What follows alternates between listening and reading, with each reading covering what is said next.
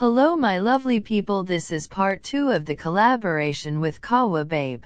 Hope you all enjoy this part.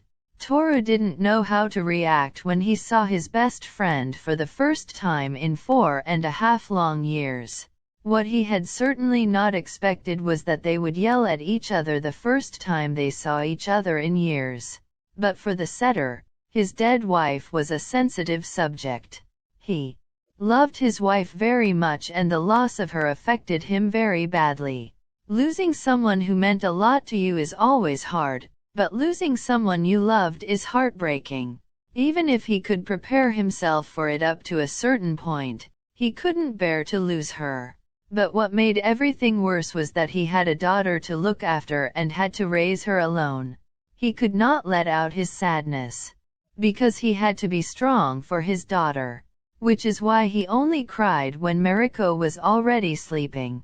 He tried to get over the tragedy, but he did not succeed. He missed his wife very much.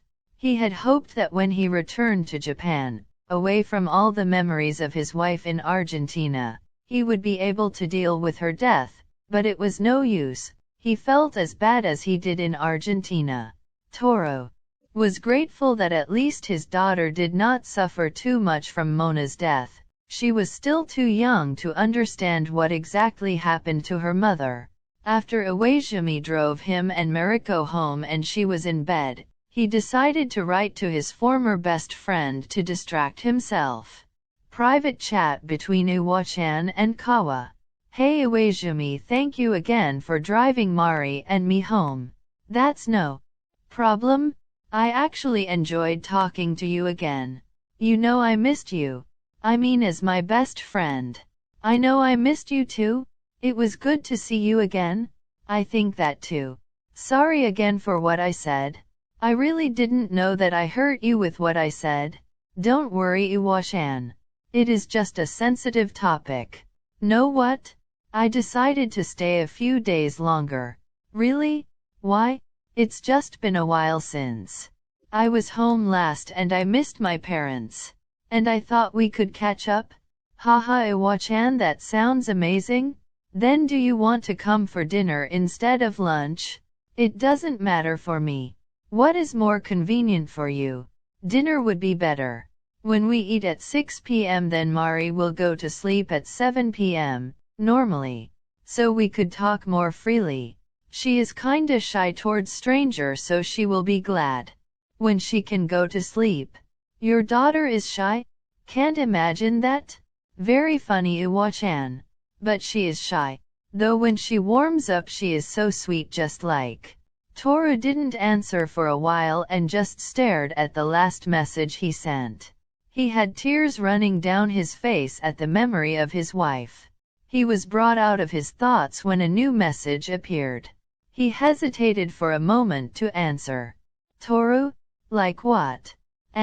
My wife? Ah. How old is she? 2.5 years. The two wrote back and forth for quite a while. Toru was grateful that Iwaizumi realized that he did not want to talk about his wife and that whenever the subject came up, he changed the subject on his own. It was amazing how well the two still got along after 4.5 years, as if all the time without contact had not existed. But both could feel that it was not quite the same. Two issues avoided the two at all costs: their breakup and Toru's wife. Even during the dinner with Toru's parents, everyone was careful not to mention Mona or Argentina. Toru's parents also made sure not to mention the breakup of the two, as they could see from Iwaizumi's look that he still hadn't gotten over it. The evening went by faster than they expected. Mariko was surprisingly not shy that evening. Iwaizumi played with her for a long time until Toru decided it was time for her to go to bed. Princess, you have to go to bed now. The little girl pouted and hid behind Iwaizumi. Toru was about to say something when Iwaizumi turned around and got on his knees in front of the girl. Hey sweetie. You should listen to your papa and we will see us soon and then we can play again, okay? Mariko nodded and went to her father. Good night Haji. Mariko couldn't pronounce Iwaizumi's name properly, so she simply called him Haji, although the J sounded more like a SH. Toru took his daughter in his arms and made her bed ready. While Toru was busy with his daughter, Iwaizumi was talking to Toru's parents. Toru read his daughter a good night story before he went back to Iwaizumi in the living room. When he saw how well Iwaizumi was still getting along with his parents, it brought a smile to his face, a genuine one and the first in months, but he dropped the smile almost immediately. "Hey Iwa-chan, do you want to go to my room so we can talk alone?" "Of course. Let's go." Toru's parents looked at their son with concern. They knew the look Toru had well. They saw it enough times in the past days. He always wore it after Mariko was sleeping. The look just before he dropped his facade and the sadness, which he usually hid deep in himself, and let it all out. As soon as Toru was in his room, he turned around and hugged Iwaizumi. When he was hugged back, his facade fell. He broke down in front of his best friend. Iwaizumi didn't know what to do, because he didn't expect Toru to break down. He decided to do what he had always done in the past. He lifted the setter and carried him to the bed. He lay down and held Toru firmly in his arms. "Iwa, it hurts so bad." The former spiker knew that Toru didn't want an answer. He just needed someone to hold him and be there for him. So that's exactly what he did. He held the setter tightly in his arms and let him cry and sob into his shoulder. And whenever his best friend spoke, he just listened. I miss her so much." It broke Iwaizumi's heart to see Toru so devastated. Why did she had to leave us alone? Iwa, I am so scared. I can't raise her alone. Toru, you don't have to do that alone. I will always help you, and you have your parents, Maki and Matsun will be there for both of you too. Iwaizumi stayed by his best friend's side until he fell asleep. Iwaizumi looked at the sleeping boy for a moment before he slipped out and went home. The next day Toru spent a lot of time with his daughter and Iwaizumi. They went out to eat together and spent a lot of time on the playground. Toru enjoyed that he could just watch his daughter play.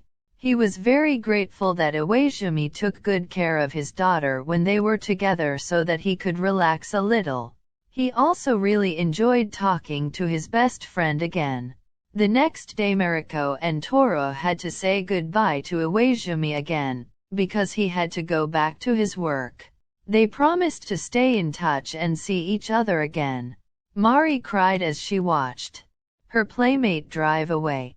But she slowly calmed down when Toru promised her that one day they will visit Iwaizumi in Osaka. 2 weeks passed in which the two friends spoke to each other every day. 2 weeks in which Toru felt better and better. It helped the setter enormously that he had his best and longest friend back at his side. Toru also started to sleep better again. Everybody could see how good it was for Toru to be in contact with Iwaizumi again. In the beginning, the two only wrote to each other, but after Iwaizumi accidentally called Toru one evening, they talked on the phone more often. On call. "Iwa-chan, how was the match today? Did you guys win?" "It was very good. We won in 4 sets. We lost the second because they were in that mindset of we won 2 sets so we can't lose anymore. So the coach had to scold them for it. And one player was reckless and nearly hurted himself, so I had to scold him after I had to treat his foot once again. Haha, that is typical. Happened to me before too. Damn, my coach was angry after that." "Hey, how are you feeling? You sound better than usual." "Yes, I had a good day. I think it's the first time in month that I am not sad after bringing Mari to bed." "I'm glad to hear that. I don't like to see you sad all the time. I miss your smile." "Yeah, I miss my smile too." "Hey Iwa-chan." "Yes, what is it, Toru?" I think I never apologized for how I treated you when I broke up. It's fine, Toru. That was a long time ago. I know, but it was not okay that I let my frustration out on you. You tried to help me and keep me healthy, but back then I was so ungrateful. I know, and I was really hurt and heartbroken back then, but that all is in the past. We both moved on and fell in love with other people. I'm just glad we were able to fix our friendship. I'm glad too. I should have reached out to you sooner. You would have loved Mona. You know, sometimes she reminded me of you. Really? How so? She was fearless. She always told me off when I was overworking myself, and she called me sometimes demirda, what means shitty or crappy when I did something stupid. She sounds great. The two talked for quite a while before ending the call. Good night, Iwaoi-chan. Good night, Kawa. See you tomorrow. Since Iwaizumi was with his team, the Red Falcons, near Miyagi, he wanted to visit Tora and Mariko before he went back home. The whole team stayed in a hotel because the way home took almost 11 hours. After they both ended the call, Tora noticed that he was talking about his wife without immediately bursting into tears. He suddenly felt really ready to talk about everything. He even wanted to talk about it, but not with just anyone. He wanted to talk with Iwaizumi. He wanted it to be Iwaizumi because he didn't know Mona, so he couldn't hurt someone who missed her too, and he knew that Iwaizumi could calm him down after he poured his heart out. Knowing that Iwaizumi was only about 2 hours away, he immediately got ready to go to him. He briefly informed his parents that he would be gone for a while and that they had to take care of Mariko. He drove all the way to the hotel, and luckily he saw Aaron, one of the players Iwaizumi had to treat during matches, because he still was recovering from an injury on his ankle. He asked him which room Iwaizumi was in. After that, he went to the room and knocked. When after a while no one opened the door, he knocked harder and waited again. But again, no one opened the door, so he started banging on the door until finally the door was yanked open. What the fuck? It's 1 a.m. Toru? What are you doing here? Can I come in?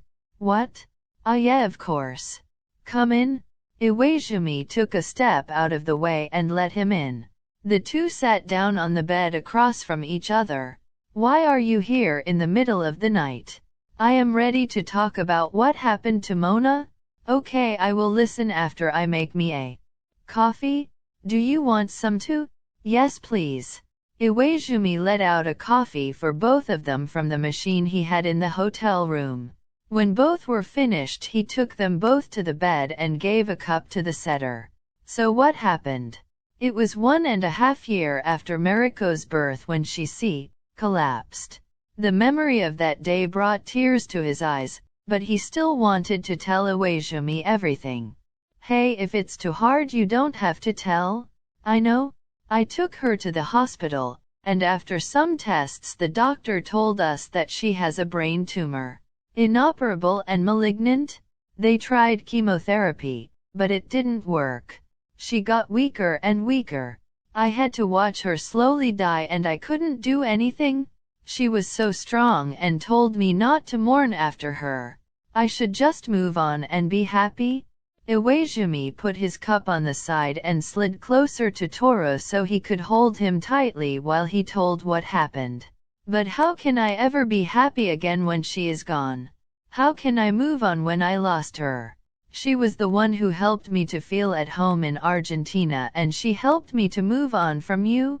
Iwa, do you know how it feels to hold someone who is dying in your arms? I will never forget the moment she took her last breath. And I don't know how to explain to my own daughter that her mother is dead. She misses her mother, but she can't understand that she is dead and never will come back to her. Mari asks me every day when her mommy will come back. And I don't know anymore what to say. And I have to be strong for her. But I am so tired. I just want her back. Iwaizumi also had tears. in his eyes. It was heartbreaking to hear his best friend break down like that. He wanted to help him, to say something that makes him feel better, but he didn't know what. He didn't wanted to say something that could make everything worse or to talk like it wasn't a big deal, because losing someone is always a big deal. What can you say to someone who lost the love of his life, the mother of his child? How can you comfort someone who lost probably the most important person in their life? What do you say to your love of your life who broke your heart and got happy with someone else? Iwaizumi did not know the answers to these questions. So he decided to do what he did best. He said nothing and just pulled his best friend closer to him and held him tightly while the setter cried into his shoulder. She made me feel at home in Argentina, and now that she is gone I don't feel at home there anymore. But I don't feel at home here too. I feel so empty now that I lost her. You will find your home again? I know how strong you are. I know you can make a new home. I am scared. I'm so fucking scared. What are you scared of? Everything. Raising my daughter all alone and going back to my empty house. To all the memories I have about and with her. To feel so empty again. Since we started talking again I don't feel alone anymore. I am scared when I go back I will be alone again. Toru, you won't be alone. Even if you go back I will still be there for you. But you don't have to go back to Argentina. I have some connections. I can help you to find a team here in Japan. But Argentina is my home. It's Mari's home. I know. But is a home where you feel lonely and sad, where everything reminds you of Mona, really a home? Your home is here, Toru. Here you will have your parents, Maki, Matson, our old team, and you have me on your side. We all will help you with Mari and I will help you to cope with your feelings. I will always love her. I can never forget her. And I don't want to forget. Iwaizumi released the embrace and looked deep into Toru's eyes. He wiped the tears from Toru's cheeks, then placed a hand gently on his right cheek. Remember, you will never have to forget her. Letting go doesn't mean to forget. It means to accept that she isn't here anymore. When you broke up with me, I struggled to let you go. I thought letting you go means forgetting our friendship and all the time we spend together. But when I realized that I will never forget our friendship, I moved on, and you can do the same. But I am not ready to love someone else. You don't have to love someone else to move on. And you won't get over her so easily. It took me 4 years to move on, but I did, so you just have to give yourself time to heal. Time? I guess you're right. I need time to heal. I will stay in Japan. I can't be alone in Argentina. I need my best friend by my side, and Mari needs you too. She really likes you. Iwaizumi pulled Toru back into his arms and let the setter cry into his shoulder again. Good. Because I need my best friend too, and I love Mari too. I will help you find a good team. After a while, the setter fell asleep from exhaustion. Iwaizumi thought that Mari would be very confused and sad in the morning if Toru didn't get her out of bed, so he decided to drive him home. He quickly went to tell one of the trainers and explained the situation before taking Toru to the car and driving him back to Miyagi. Iwaizumi brought the setter into his room with the help of Toru's father, who woke up when Iwaizumi opened the door. Since he was very tired, he slept on the couch in the living room. When he woke up the next day, he played with Mariko for a while before heading back to Osaka. 2 weeks later. Iwaizumi's point of view.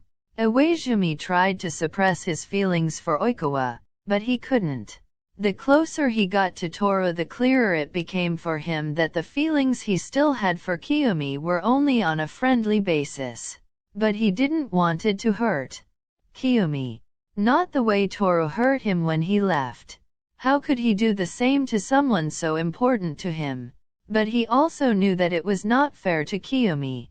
Iwaizumi realized that he could not suppress his feelings for Toru forever, and Kiyomi had the right to know that he was still not over Toru.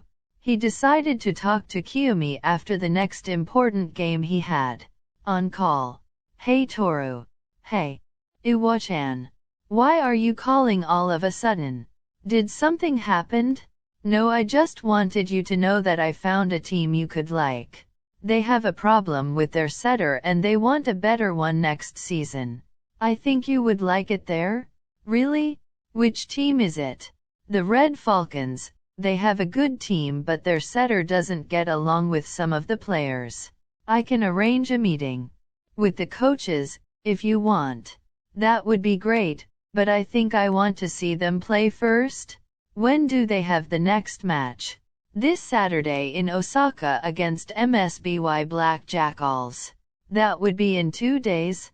Can Mari and I sleep at your place? I don't think I can book a hotel at this short notice. Yeah, of course you can sleep here. And there is a playground nearby where we could go play with Mari.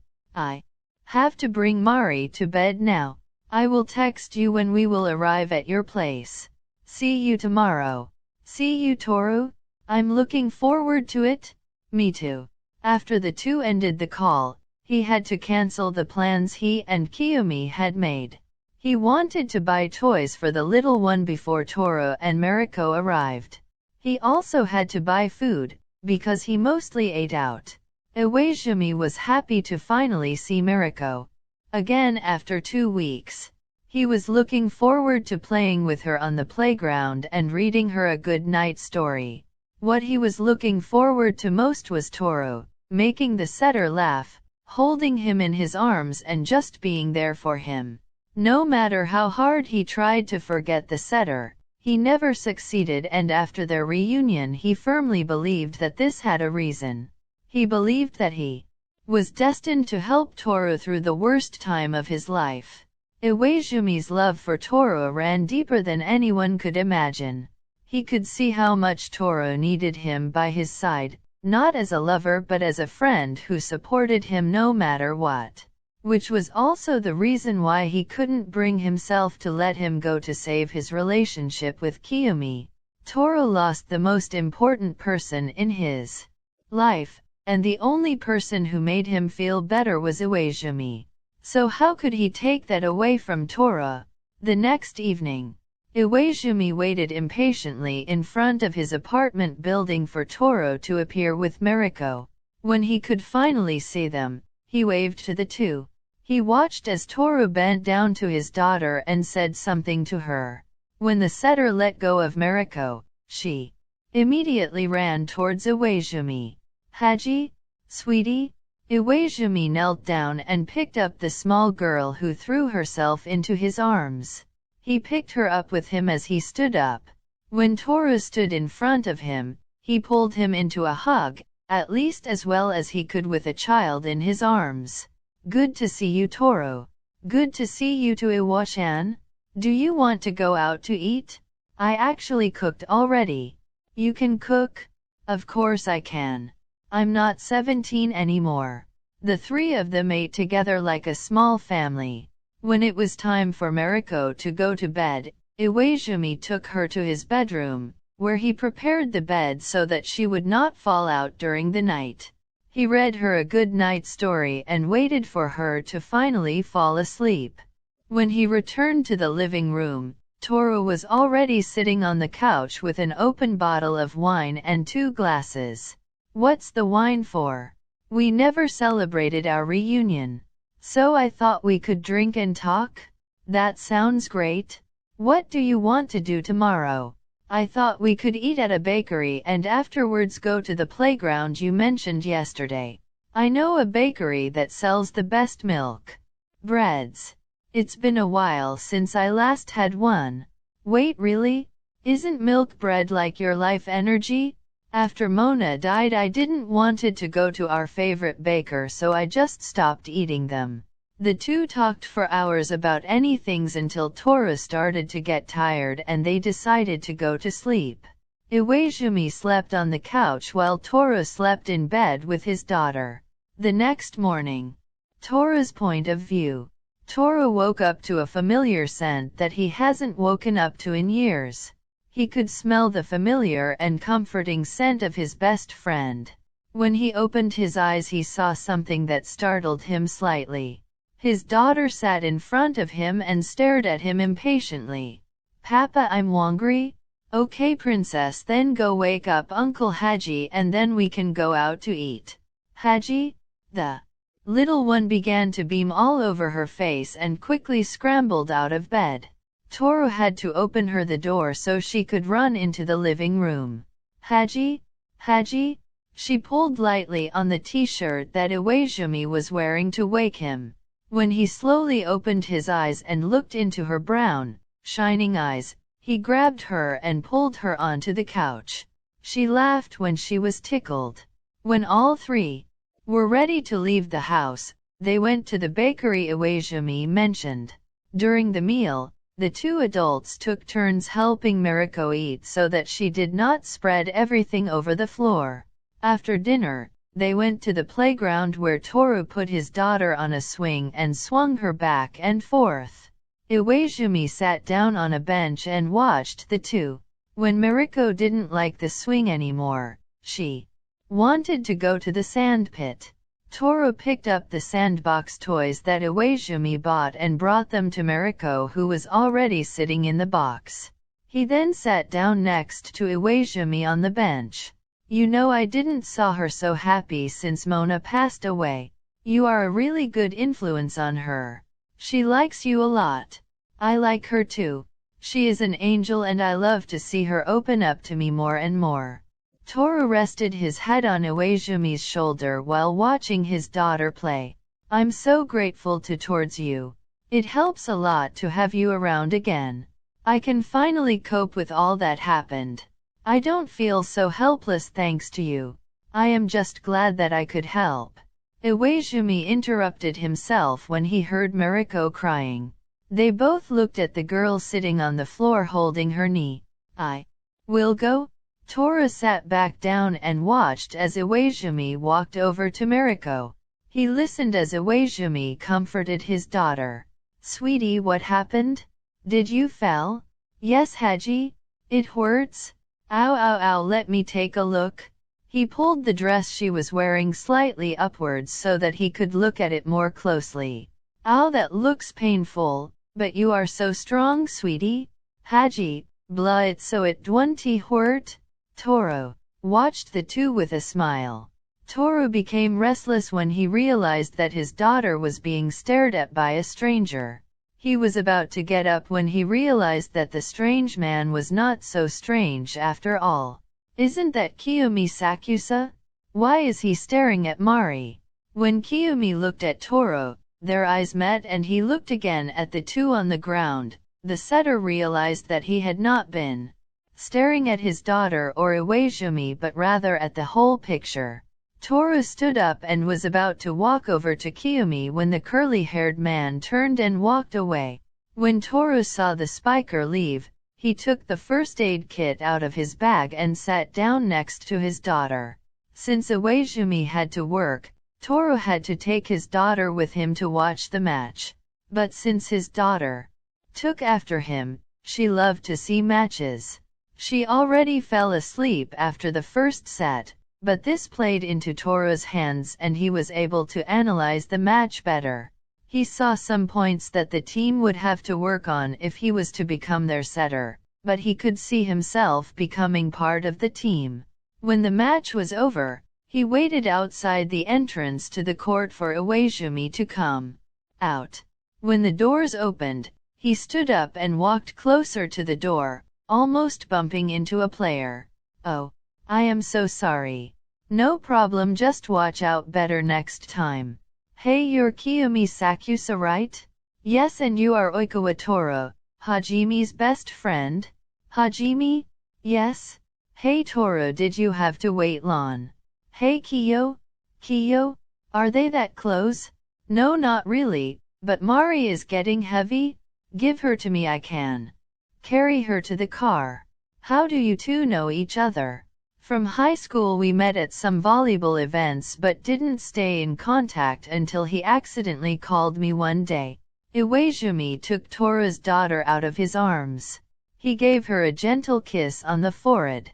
So you two became friends afterwards? Yeah, friends. You don't know that they are dating each other? No, I mean I knew Iwa was seeing someone but I never imagined him to date someone like Sakusa-kun. He is so different from me. Is that what he is into now? He's the total opposite of me. I thought the one he is dating would be someone cheerful. Haha, we get that a lot. Yeah? Omi-kun, do you want to go celebrate our victory? We can celebrate all together. The three looked at him a bit puzzled but no one refused. They all went together to the apartment of Iwaizumi, because they logically had to go back to the apartment with Mari. At the beginning the mood between the four was very tense, but after a while Itsuma and Toru began to talk about all sort of topics. Kiyomi and Iwaizumi were sitting next to each other but both were listening to the two setters laughing. At one point, Kiyomi suddenly stood up. Hajime, can we talk for a moment alone? Yeah, let's go to the kitchen. Itsuma and Toru looked after the couple. Only when Toru was sure that the two in the kitchen could not hear them, he broke the silence. You are in love with Kiyomi, right? What? No. You don't have to lie. I can see it. You look at Sakusa-kun like my wife and I looked at each other. Am I that obvious? Not to Iwa-chan or Sakusa-kun. But it doesn't matter if I love him, he is together with Iwa. Toru laughed lightly. You are really oblivious. I know Iwa-chan better than anyone else and I know how he looks when he is in love. And I can tell that he isn't in love with Sakusa-kun. Does that mean he just played with Omi? No, he wouldn't do that. At least not on purpose. I think he really thought that he is in love with him. But I think Sakusa-kun doesn't mind that much. Why wouldn't he mind when his boyfriend is not in love with him? I think you know the answer already, but I will say it anyway. I can see how Sakusa-kun is looking at you and his face tells a different story when he looks at you. He looks at you like you are his universe while he looks at Iwa-chan like he is just a friend. The two immediately changed the subject when the kitchen door opened. Iwaizumi did not sit down again at the place where he had been sitting at the beginning. He sat down on the floor next to Toru. Omi-kun, what happened? We talked about our relationship and we both think that we don't work anymore. We broke up with each other. Iwa-chan, are you okay? Yeah, of course.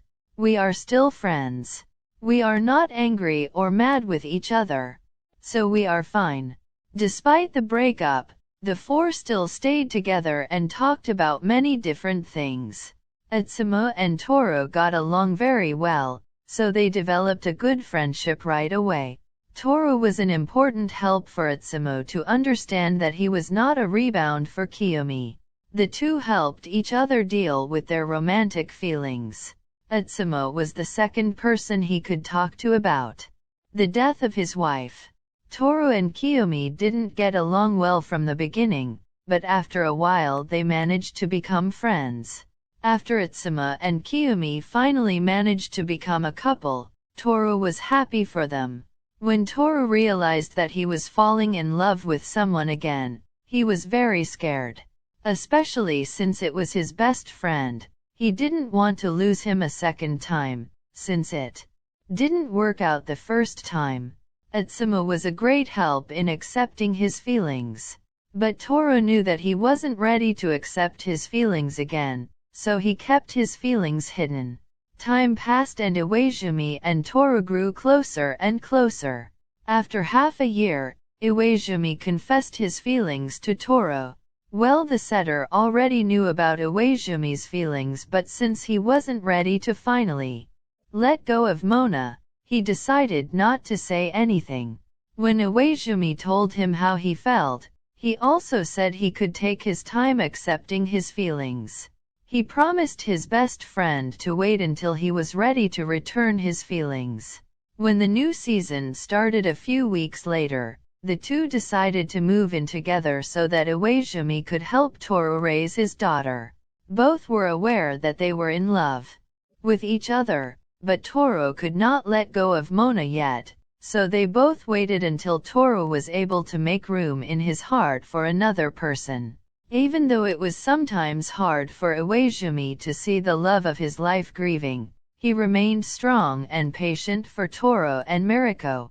Toru was finally ready to give his heart to Iwaizumi after 1.5 years. And he was also ready to return to Argentina, where he cleared his house and packed all of Mona's memories and brought them to Japan. He also went to her grave with his daughter, who has grown and now also understood that her mother was no longer among the living. Iwaizumi accompanied Toru to Argentina and helped him with everything. He also went to the grave to support him. Haji-chan, I am scared to go to the grave? You don't have to be scared. I will be on your side all the time. You told me yourself that she wanted you to move on. I know. Let's go. Iwaizumi, who had Mariko in his arms, took a step towards the entrance of the graveyard, but turned back when Toru did not move. He pulled him into his arms and gave him a gentle kiss on the lips. You know I love you? I love you too, Haji-chan. The two walked hand in hand to Mona's grave and knelt in front of it. Olami Yamato, I miss you every day, but as always I listened to you and moved on. I told you about my first love, right? I fell for him again and he takes good care of our little princess. Mari loves him and he also helped her and me to get over your death. A few tears ran down his cheek and fell on the grass in front of the tombstone. I lost twice the love of my life and you're the only one I never can get back. Mona Oikawa, you are my lost love, but I will never forget you. I love you, Miyamondo. Wow, that was something. It was so fun to write that with Kawa babe. I really enjoyed writing this. I am so happy to see that some of you really enjoy my stories. I really appreciate every comment, likes and new subscriber I get. I love you all and see you in 2 weeks with part 3 of Never Give Up. As you may have noticed, I finally got the community tab on YouTube.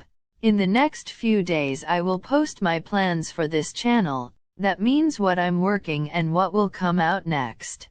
So make sure you subscribed so you won't miss the updates. And I want to say thank you to everyone who messaged me on Discord and everyone who left a comment. I really love reading them and answer them. It helps me a lot to keep my motivation up. Bye, see you next time. Make sure that you go and check out Kawa Babe on YouTube. I have an Instagram account where I will make updates and where I will upload smut scenes. Omis_Itsa99. Join my Discord server. I'm occasionally in the voice channel.